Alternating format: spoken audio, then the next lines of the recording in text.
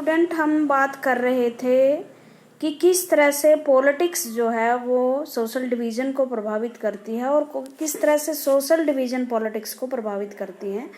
तो कई बार क्या होता है, जो पॉलिटिशियन होते हैं या पॉलिटिकल पार्टियां होती हैं वो होती ही किसी ग्रुप विशेष से रिलेटेड होती हैं, या कई बार अपनी पॉलिसीज़ और जब वो अपना मैनिफेस्टो तैयार करती हैं, आइडियोलॉजी अपनाती हैं, उसमें किसी कम्युनिटी विशेष को ज़्यादा महत्व देती हैं। जब इलेक्शन होते हैं तब भी वो कई बार ऐसे कैंडिडेट को महत्व देते हैं जो उनकी अपनी कम्युनिटी का हो या जिस कम्युनिटी का उस कॉन्स्टिट्यूएंसी में बहुमत हो। तो इस तरह से पॉलिटिक्स जो है वो सोशल डिवीज़न में प्रवेश कर जाती है और कॉन्फ्लिक्ट बढ़ जाते हैं। Second, it depend on how political leaders raise the demand of any community. दूसरी बात ये है कि जो देखो पॉलिटिकल लीडर का मेनली काम क्या होता है, लोगों की समस्याएं या लोगों की डिमांड को सरकार के सामने रखना। ये एक अच्छी बात है, बट कई बार क्या होती है, ये पॉलिटिकल पार्टियां किसी विशेष कम्युनिटी के हितों में आवाज़ उठाती हैं और वो ऐसे में भूल जाती है कि जो वो आवाज़ उठा रहे हैं वो नेशनल इंटरेस्ट के विरुद्ध है। It is easier to accommodate demand that are within the constitutional framework and are not at the cost of another community। और ये डिमांड ठीक है, मैं ये कह रही थी ना, बट किस तरह की डिमांड सही है, या तो वो देश के हित में हो, किसी विशेष कम्युनिटी के हितों को हानि ना पहुंचाती हो और देश के कॉन्स्टिट्यूशन फ्रेमवर्क में ठीक सेट बैठती हो। जैसे हमारे देश के कॉन्स्टिट्यूशन क्या कहता है कि आर्टिकल 15 कहता है कि सभी जो हैं वो बराबर हैं, इक्वल हैं, चाहे वो किसी भी जाति विशेष धर्म के हों। बट अगर आर्टिकल 15 को वायलेट करके कोई पॉलिटिकल पार्टी किसी विशेष कम्युनिटी के हितों को प्रोटेक्ट करने के लिए दबाव डालती है, सरकार से डिमांड करती है, तो इसका मतलब ये है कि जो आपकी डिमांड है वो कॉन्स्टिट्यूशन के फ्रेमवर्क में सेट नहीं बैठ रही। ये कुछ पोस्टर लगे हुए हैं आयरलैंड वगैरह के। In some society of Northern Ireland the colony of Protestant and the Catholic community are divided by walls. देखो ये दीवार आपको दिखाई दे रही है। नॉर्दर्न आयरलैंड में कई जगह ऐसी हैं जहां प्रोटेस्टेंट और कैथोलिक की जो कम्युनिटीज हैं, जहां वो रहते हैं, वो दीवारों से उन्होंने अपने आप को सेपरेट किया हुआ है। हमारे यहाँ कम से कम ये चीज़ें नहीं हैं कि किसी गांव में अगर जातियां हैं बहुत सारी तो उन्होंने अपनी अपनी दीवारें बना ली हों। हाँ, ये एक अलग बात है कि वो जातियां किसी विशेष समूह में एक गांव के एक निश्चित स्थान पे रहती हैं। ये हर गांव की डेमोग्राफी कहती है कि कहीं एक ऐसी समूह रहता है, कहीं एक जर्नल का समूह रहता है, ये चीज़ें हैं। बट उन्होंने तो दीवारें खड़ी कर ली हैं। These walls are sometime filled with graphite, as you can see here. This Irish Public Army and British government signed an agreement 2005. What does the graffitis here tell about the conflict in the society? और इस तरह के समझौते हुए थे। शायद इस समझौते में जो वॉल है उसको बनाने की बात कही होगी। तो उस वॉल पे देखो कैसे लटके हुए हैं। 1966 का ये लंदन है और इन्होंने कहा था कि इस लंदन में इन चीज़ों का स्थान नहीं है, ना यहाँ ब्लैक आए, ना डॉग्स आए और ना आयरिश लोग आए। मतलब आयरलैंड को आप एक्वायर रखना चाहते हो, आयरलैंड को आप अपने देश में रखना चाहते हो, बट इसके बावजूद भी लंदन में आप उसको घुसने नहीं दे रहे। तो ये कितनी गलत बात थी। लेकिन उसके बाद जो नया 2005 में आया पोस्टर, नो रेसिज्म, किसी तरह का नस्ली भेदभाव नहीं, नो प्रेजुडिस, कोई अवधारणा नहीं। अवधारणा होती है गलत चीजें अपने दिमाग में पहले की तरह बना ले, और ना ही कोई बिगोटरी और ना ही कोई इस तरह का रेसिज्म होगा, एक दूसरे के प्रति नस्ली भेदभाव होगा। ठीक है, तो 2005 में एक समझौता हुआ जिसके द्वारा ये दीवारें गिराई गई और कैथोलिक्स और जो आयरलैंड के लोग थे उनको बराबर का अधिकार यहाँ दिया गया। अब हम श्रीलंका पे दोबारा आते हैं कि श्रीलंका में किस तरह से लोगों को डिफाइन किया गया, किसमें एक विशेष लैंग्वेज के आधार पर कि आप सिंहली हो और आप तमिल हो तो आपको इस तरह की विशेषताएं या प्रिविलेज नहीं मिलेगी जो सिंहलों को है। या सिंहलियों की जो भाषा है वो बहुत अच्छी है, उसके लिए हम प्रोटेक्ट करेंगे, उसके लिए हम कानून बनाएंगे, उसको हम ज़्यादा महत्व देंगे, स्कूलों में लागू करेंगे, ऑफिशियल वर्क में लागू करेंगे। बट तमिल भाषा को हम इस तरह की जो इम्पोर्टेंस है वो नहीं देंगे। The demand for only Sinhala was at the cost of interest of identity of the Tamil community in Sri Lanka. और जो ओनली सिंहला का मतलब क्या है, अगर हम किसी भी देश में विशेष कम्युनिटी को कहें कि सिर्फ और सिर्फ हम हैं यहाँ, ओनली सिंहला का मतलब सिर्फ सिंहली लोग ही। बात आगे समझ में कि इस गवर्नमेंट जॉब में रहेंगे तो सिंहली रहेंगे, लैंग्वेज अगर प्रोटेक्ट होगी या लैंग्वेज को इम्पोर्टेंस देगी तो सिंहली को दी जाएगी। अगर किसी के धार्मिक त्योहार मेले पब्लिकली मनाए जाएंगे तो सिंहलियों के मनाए जाएंगे। अगर त्योहारों पर छुट्टियां होंगी तो वो सिंहली लोगों की होगी। तो ओनली सिंहला का मतलब ये है कि एक विशेष कम्युनिटी को महत्व देना। अगर हमारे देश में किसी विशेष कम्युनिटी या विशेष जाति को महत्व देकर इस तरह किए जाएं तो इसका मतलब ये होगा कि हम किसी विशेष जाति को दूसरी जातियों पर या धर्म पर इम्पोर्टेंस दे रहे हैं। असली जो चीज़ है किसी भी देश में ये होनी चाहिए कि कहीं भी कोई भी रहे, एक अच्छी जो संरचना मानी जाती है ये है किसी भी देश की, कोई भी सब इक्वल है।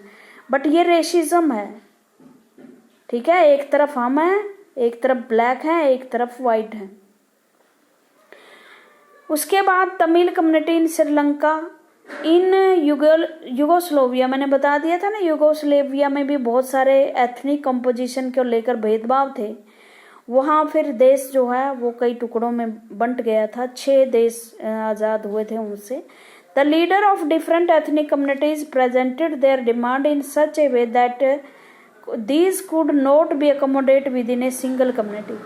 अब जब एक जो एथनिक ग्रुप है दूसरी एथनिक ग्रुप पे डोमिनेशन स्थापित करने लगा युगोस्लोविया में, तो दूसरे लोग भी उसके विरुद्ध खड़े हो गए। उन्होंने भी डिमांड की, जो 6 नेशनल एथनिसिटी थी वहाँ, उन्होंने डिमांड की कि भाई अब हम सिंगल देश में नहीं रह सकते। जैसे हमारे देश में भी जो धर्म के नाम पर झगड़े हुए 1947 में, तो 2 नेशन थ्योरी दी गई मुस्लिम लीडर जिन्ना के द्वारा, और उन्होंने कहा कि नहीं जी, हिंदू और मुस्लिम 2 नेशन है और वो एक देश में रह नहीं सकते, जबकि एक गलत चीज़ थी। वहाँ हिंदू मुस्लिम नहीं, बहुत सारे धर्मों के लोग हिंदुस्तान में अब भी रह रहे हैं, पाकिस्तान से ज़्यादा मुस्लिम अब भी रह रहे हैं।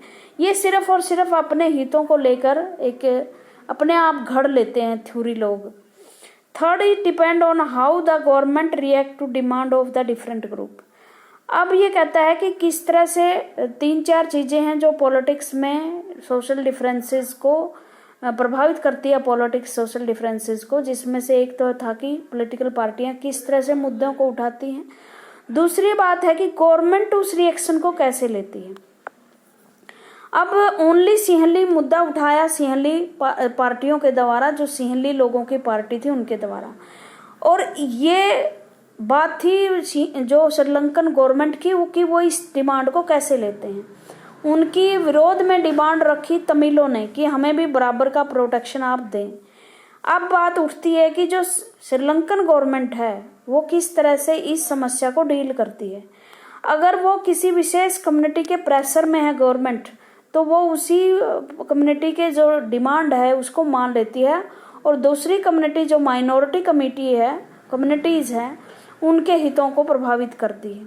अब इसमें सबसे बड़ा रोल गवर्नमेंट का होता है कि आप उस डिमांड को कैसे हैंडल करते हैं। जैसे हमारे देश में बहुत सारी कम्युनिटीज़ हैं, बहुत सारे रिलीजन हैं, बट हमारे देश की एक सबसे बड़ी अच्छी बात ये रही कि हमारे यहाँ डेमोक्रेसी हमेशा सफल रही है, और वो उस मामले को बहुत अच्छी तरीके से हैंडल किया, कॉन्स्टिट्यूशन के फ्रेमवर्क के अंदर हैंडल किया।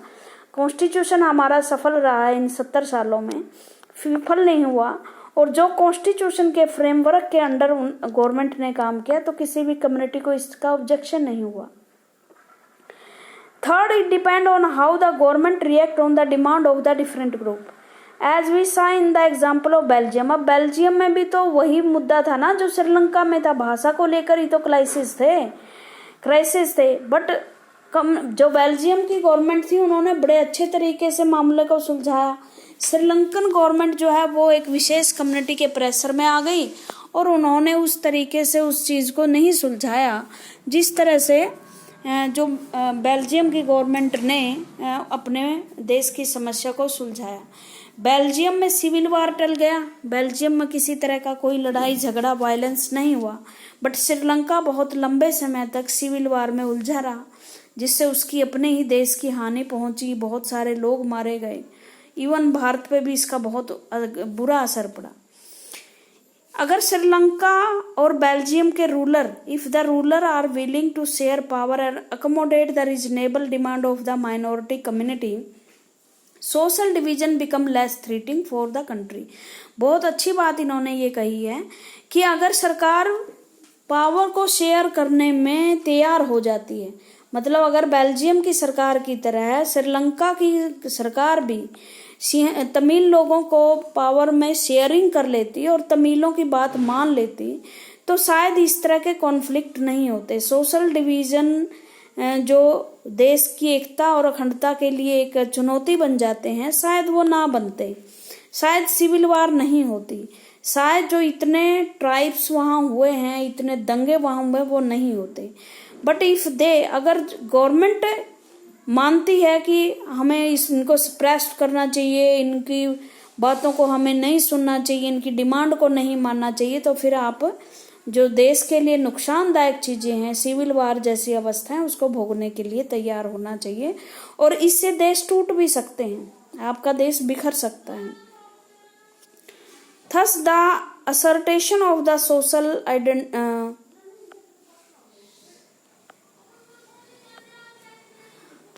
attempt at forest integrations often show the bead of disintegration।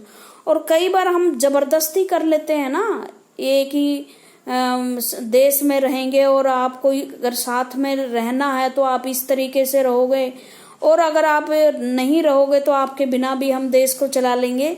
इस तरह की जो बातें हैं वो कई बार जबरदस्ती देश में एकता स्थापित करने की कोशिश से ऐसे बीज बन जाते हैं, ऐसे बीज बोए जाते हैं जिससे आपका देश बिखर सकता है। Thus the assertion of the social diversity in a country need not to be seen as a source of danger। इसलिए सोशल डाइवर्सिटी को कभी भी किसी देश के लिए ये नहीं माना जाना चाहिए कि ये खतरे का कारण है, ये खतरे का सोर्स बनेगा कभी, क्योंकि सोशल डिवीजन कभी खतरे का कारण नहीं होता, सोशल डाइवर्सिटी। लेकिन अगर सोशल डाइवर्सिटी को हम एक पॉलिटिकल हथियार के रूप में दूसरी कम्युनिटी के विरुद्ध यूज करेंगे तो बिल्कुल आपकी जो डाइवर्सिटी है वो आपके देश के लिए हानिकारक साबित होंगी और ये आपके देश के लिए सही नहीं होगी, खतरा पैदा कर देगी। In a democracy political expression of social division is very normal and can be healthy. Social political राजनेताओं का सोशल डिवीजन को प्रकट करना कई बार हेल्दी होता है, क्योंकि उससे उनकी डिमांड सामने आ जाती है, पता चल जाता है कि एक कम्युनिटी क्या चाहती है। This allow various disadvantage and marginalised social group to express their grievance and get the government to attend to this.